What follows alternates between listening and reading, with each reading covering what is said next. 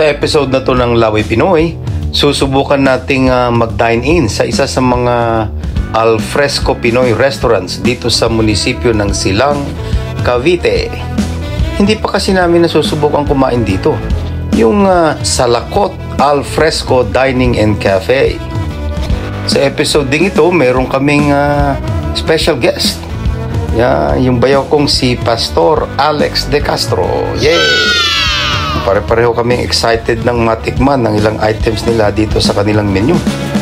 Marami kasi nagsasabi maganda raw ang mga kubo-kubo rito. Yung setup nila, tiyak daw na gaganahan kang kumain dahil may kakaibang twist daw ang kanilang Pinoy theme ambience sa kanilang kalahating hektaryang kapaligiran. Kaya wag na nating patagalin. Tara mga kalaboy, sama kayo. Laboy lamon tayo.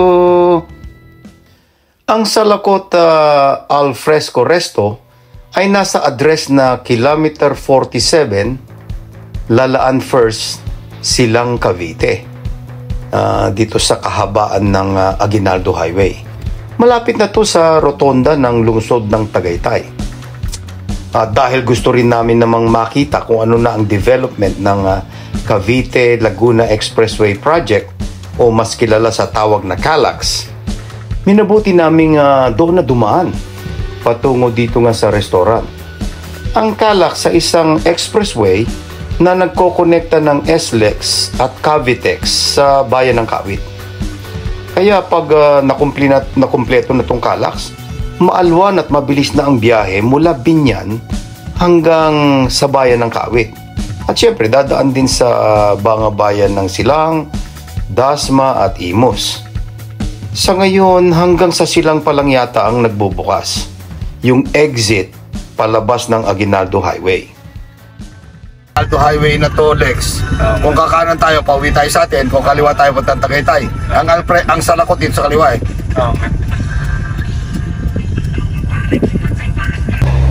Ganda yung place eh. Tapos may mga kubo-kubo rito. Yung pala, ito palang anong to, hindi pwede kami dahil dalawahan lang daw yan. Yung pat mataas, dito pwede kami oh. Ito ang napili nila. Ito pala oh.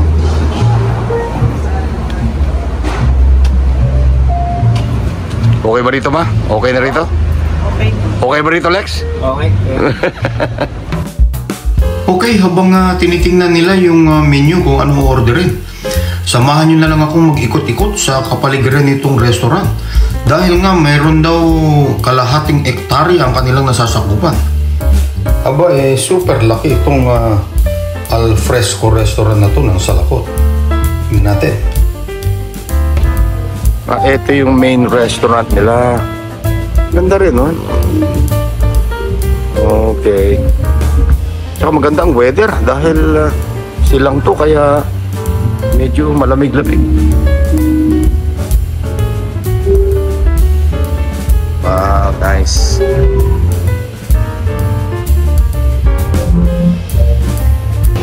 Ito yung likod ng hall.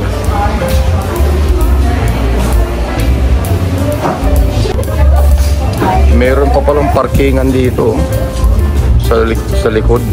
Tapos meron pang mga parang hut parang concept hut ang forma na pwedeng mong dyan din kumain, maramihan.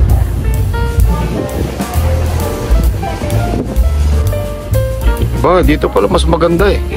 Pero okay na yun doon sa pinuntahan namin ng una. Tinan mo, ang gaganda ng mga kubo-kubo nila oh. Meron pa silang coffee shop oh. Na pagkatapos mong kumain, pwede ka pa magkape rito sa loob. Nice. Okay ah. Meron pang boutique shop. Ang dami pala. Okay pala to.